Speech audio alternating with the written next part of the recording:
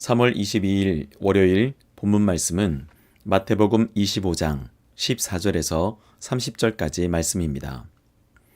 또 어떤 사람이 타국에 갈 때 그 종들을 불러 자기 소유를 맡김과 같으니 각각 그 재능대로 한 사람에게는 금 5달란트를, 한 사람에게는 2달란트를, 한 사람에게는 1달란트를 주고 떠났더니 5달란트 받은 자는 바로 가서 그곳으로 장사하여 또 5달란트를 남기고 2달란트 받은 자도 그같이 하여 또 2달란트를 남겼으되 1달란트 받은 자는 가서 땅을 파고 그 주인의 돈을 감추어 두었더니 오랜 후에 그 종들의 주인이 돌아와 그들과 결산할세 5달란트 받았던 자는 5달란트를 더 가지고 와서 이르되 주인이여 내가 5달란트를 주셨는데 보소서 내가 또 5달란트를 남겼나이다.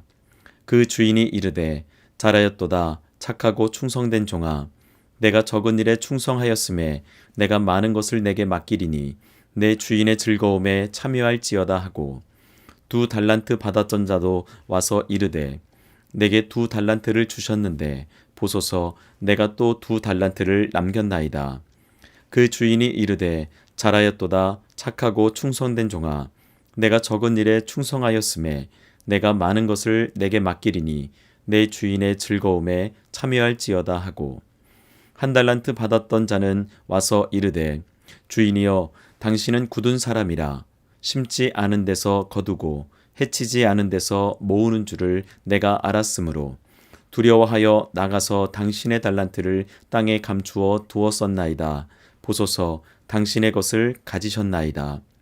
그 주인이 대답하여 이르되 악하고 게으른 종아 나는 심지 않은 데서 거두고 해치지 않은 데서 모으는 줄로 내가 알았느냐. 그러면 내가 마땅히 내 돈을 취리하는 자들에게나 맡겼다가 내가 돌아와서 내 원금과 이자를 받게 하였을 것이니라 하고 그에게서 그 1달란트를 빼앗아 10달란트 가진 자에게 주라. 무릇 있는 자는 받아 풍족하게 되고 없는 자는 그 있는 것까지 빼앗기리라. 이 무익한 종을 바깥 어두운 데로 내쫓으라. 거기서 슬피 울며 이를 갈리라 하니라. 아멘. 마지막 때를 사는 그리스도인이 늘 깨어서 예배하는 삶을 살아야 한다는 것은 매우 중요한 교훈입니다.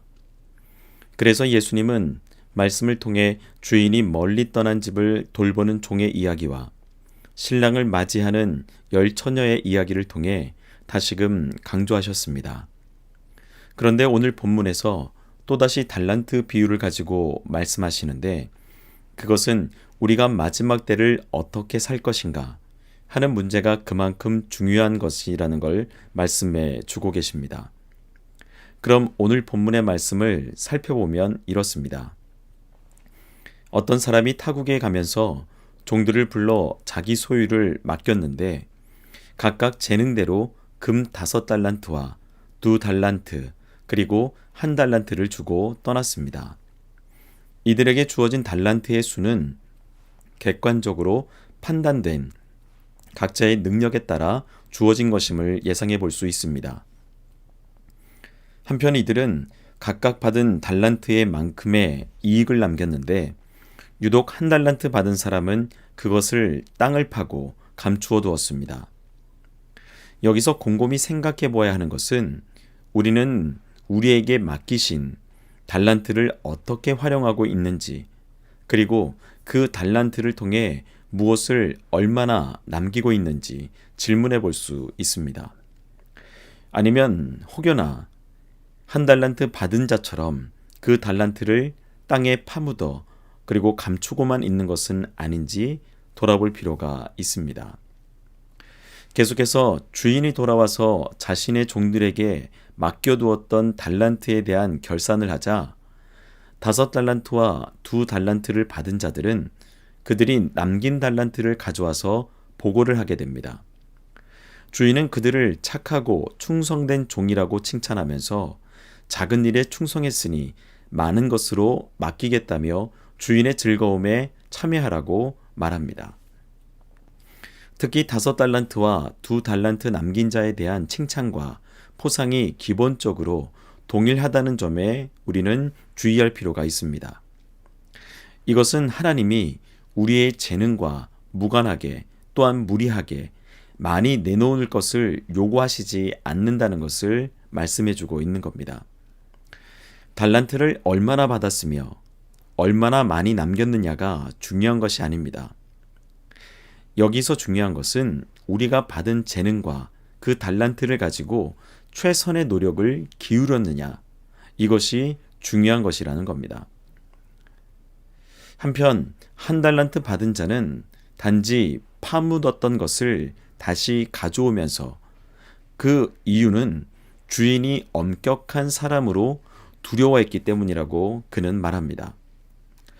아마도 그는 실패할 것을 두려워했을 것입니다. 하지만 주인은 그를 악하고 게으른 종, 무익한 종이라고 칭하면서 은행에 맡겨 이자라도 받게 했어야 한다고 책망합니다. 그리고 그가 가져온 달란트를 10달란트 가진 자에게 주게 합니다. 있는 자는 더 받아 풍족하게 되고 없는 자는 있는 것까지 빼앗긴다는 그 말씀을 통해 그 해석이 우리에게 어려움을 가져다 줄 수는 있지만 단순하게 보면 주신 달란트를 계속 활용하는 자는 더욱 풍성하게 그것을 누릴 것이지만 활용하지 않으면 그것조차도 잃는다는 뜻이라고 할 수 있습니다. 하지만 바깥 어두운 데로 쫓아내는 처참한 결과를 가져오게 됩니다. 이처럼 달란트 비유는 마지막 때를 그리스도인답게 살 수 있도록 허락하신 그 달란트를 적극적으로 활용할 것을 교훈합니다. 우리가 실패를 두려워해서 그리고 게으름을 피우고 악하고 무익한 종이 아니라 착하고 충성된 종의 모습으로 살 때에만 주님의 인정과 칭찬을 받을 수 있기 때문입니다.